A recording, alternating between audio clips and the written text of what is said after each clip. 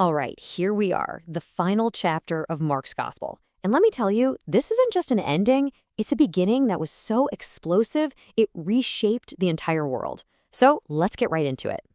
So picture this. It's just after sunrise, the air is cold, and three women are making their way to a tomb. They think they know exactly what they're going to find. But what's waiting for them? Well, it's something that is going to completely shatter their understanding of life, death, and everything in between.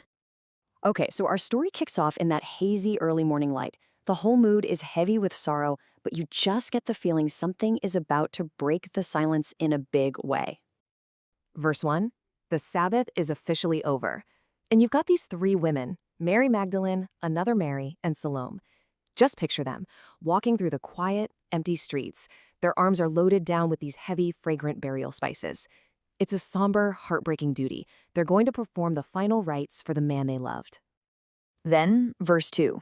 It's super early, the very first day of the week, and the sun is just starting to peek over the horizon. You know, that first beam of light cutting through the chill.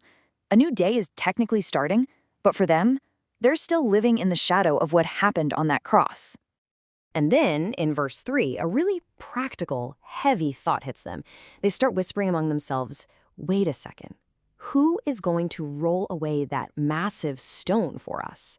You can just imagine the look on their faces, this sudden sinking feeling. I mean, this thing was huge. But then, verse 4, they look up and their hearts just stop. The very problem they were just stressing about has been solved in the most impossible way. That gigantic stone, the one that would take a whole crew of strong men to move, has been tossed aside. And all they see is this dark, gaping entrance. Okay, verse 5 takes us inside with them. Imagine stepping out of the dim morning light into the cool darkness of the tomb. As your eyes adjust, you realize it's not empty.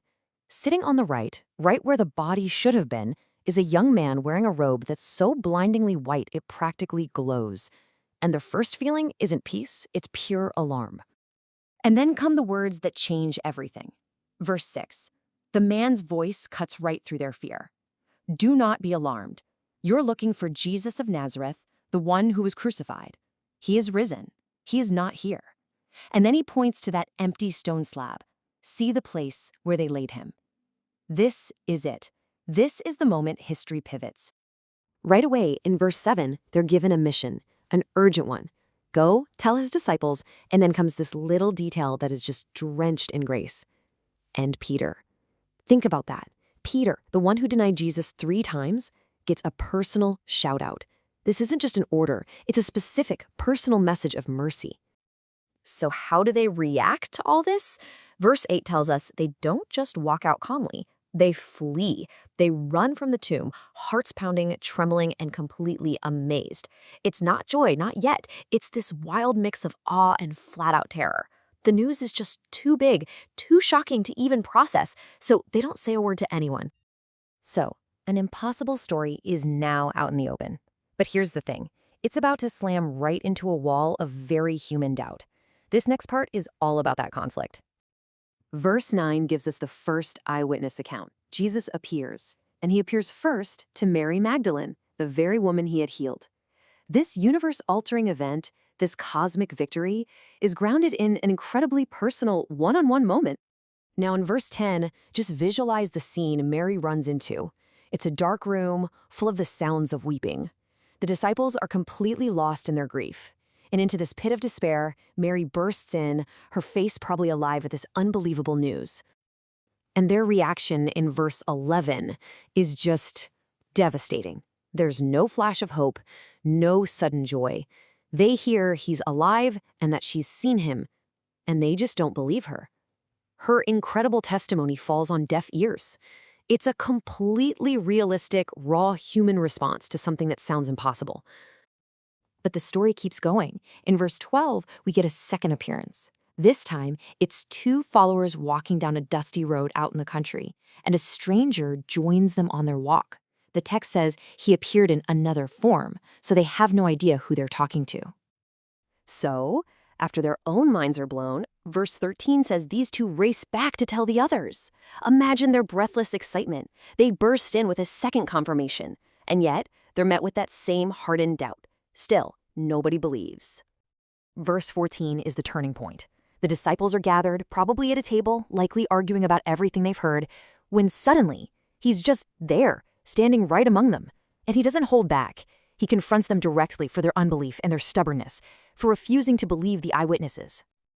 And that confrontation, it changes everything. Their internal struggle with doubt is about to be transformed into an external, world-changing mission.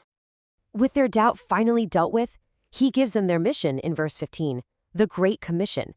You can just hear the authority in his voice. Go into all the world and preach the gospel to every creature. Their job is no longer just to believe inside a locked room. It's to go. Then in verse 16, the stakes are laid out with absolute clarity. It's a choice, a fork in the road. Believing and being baptized leads to salvation. Not believing leads to condemnation. The choice and its consequences couldn't be clearer. And here's the thing, they won't be going alone. Verses 17 and 18 promise them signs, supernatural proof that his power is with them. This isn't just a random list. It's an arsenal of divine authority to confirm that the incredible message they're carrying is actually true. After his final words are spoken, verse 19 describes the ascension. Just picture the disciples, their faces turned upward, watching as Jesus is lifted from their sight, enveloped by a brilliant cloud, taking his seat of ultimate authority. His work on earth is finished. Theirs is just beginning. And verse 20 shows us the result. This is how Mark's story concludes. The once doubting, terrified followers are now completely transformed.